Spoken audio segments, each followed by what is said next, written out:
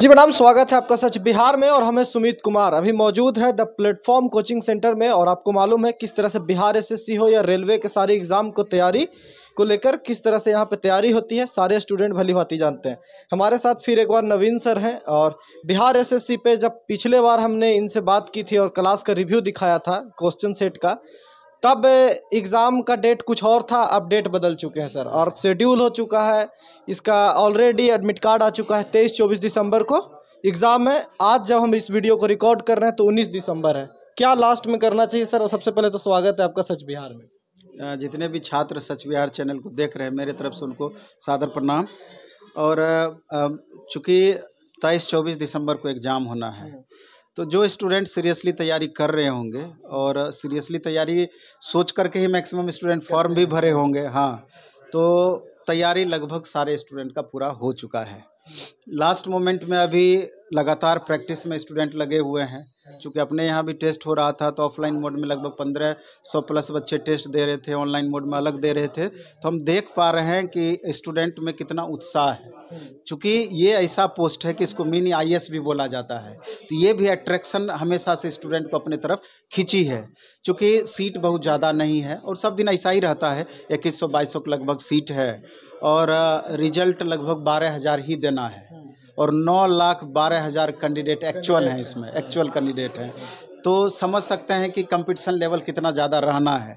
तो last moment में हम स्टूडेंट से यही कहना चाहेंगे कि थोड़ा कूल रहें, कोई तरह का हड़बड़ाहट नहीं रहे, खुद पर विश्वास करना है कि आपने जितना मेहनत किया है, अब वो लास्ट में वो घड़ी आ गई है कि उस मेहनत को रिजल्ट के रूप में कन्वर्ट करने का।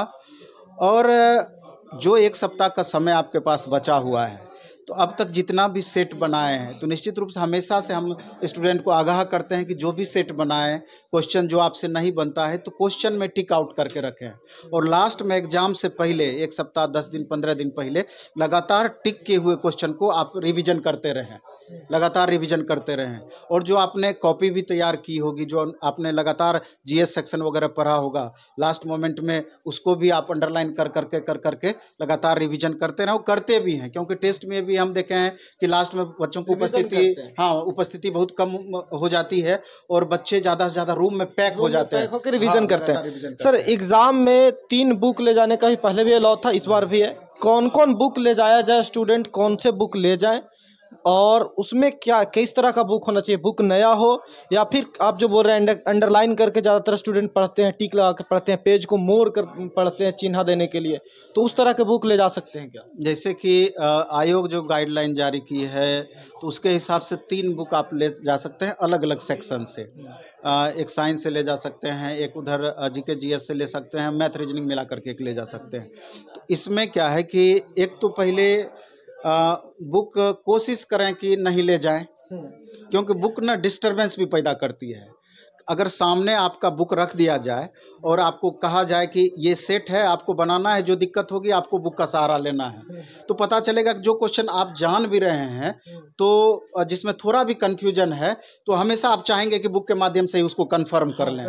तो ये प्रवृत्ति 100% बच्चों को डिस्टर्ब करती है। तो बुक के मामला में जैसे 3 बुक में जो एनसीईआरटी पैटर्न का बुक है, आईसीआईसी बोर्ड का बुक है, फिर उसके बाद बीएसईबी जो बिहार गवर्नमेंट चलाती है बुक, यही मान्य है। और उसमें भी आप जैसे एक सवाल किए कि बुक में 6ठी, 7वीं, 8वीं कौन क्लास का बुक ले जाए, तो जहाँ पर एनसीईआरटी पैटर्न का कोई भी बुक हो, जिस बुक में आप कंफर्ट फील करते हैं, जो आपको अच्छी तरीके से पढ़ा हुआ हो, जिसका मदद आप ले सकते हैं जल्दी से, जिससे सवाल आप खोज सकते हैं, तो वैसे बुक को आप चिन्हित करिए।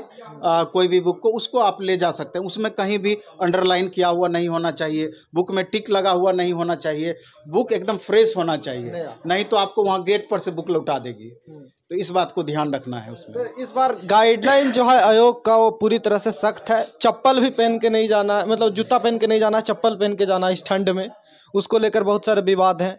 और कई सारे चीज़ें बोली जा रही है कि एग्ज़ाम में पारदर्शिता को लेकर इस तरह की चीज़ें की जा रही है। लेकिन अब भी स्टूडेंट लगातार कमेंट कर रहे हैं कि कुछ भी हो, बिहार बोर्ड जिस तरह से एग्ज़ाम लेता है बिहार का, उस तरह से कुछ ना कुछ तो धांधली हो ही जाना है। तो ये चप्पल और जूता करके क्या मिलने वाला है? हालांकि देखा जाए तो आयोग बहुत कोशिश कर रही है कि भ्रष्टाचार बिल्कुल इसमें ना हो, किसी तरह का चीटिंग ना हो। उसके लिए आप देख रहे हैं कि सेंटर पर जैमर लगाने की व्यवस्था की है। स्कैनर से स्कैन करके बच्चों को भेजेगी। कई लेयर में प्रश्न पत्र पैकिंग रहेगा जो सेंटर तक पहुंचेगा। वहां भी दंडाधिकारी के उपस्थिति में ही वो पैकेज खुलेगा। 15 क्वेश्चन का एक पैकेट रहेगा, वगैरह वगैरह बहुत सारा प्रयास किया है। और उसी में एक कड़ी ये भी जोड़ दी है कि आपको जूता पहन के नहीं जाना है। अब गर्ल्स कैंडिडेट का लोकल सेंटर है और बॉयज कैंडिडेट का दूर दूर दिया गया। 38 जिला में पूरे जिला भर में सेंटर दिया गया। लगभग 328 सेंटर 500 समथिंग सेंटर दिया गया है। तो इस तरीके से आप देखा जाए तो ठंडे के दिन में बच्चों को बहुत परेशानी होनी है, लेकिन फिर भी आयोग अगर ये निर्देश जारी की है, फॉलो करना है। कलम नहीं ले जाने वाली बात बोली है, तो ये सब करते हुए भी अगर कंट्रोल कर ले आयोग तो अपने आप में बड़ी बात होगी। ये दावा सब दिन से होता है, लेकिन सब दिन कुछ ना कुछ गड़बड़ी होती है। इस ठंड में एक गया वाले लड़के को मोतिहारी में सेंटर दे दिया जाए और बिना जूते का वो जाए तो उसकी हालत खराब हो जाएगी, इतना ठंड है। नहीं, वही बात तो हम बोले कि बहुत ज़्यादा परेशानी है।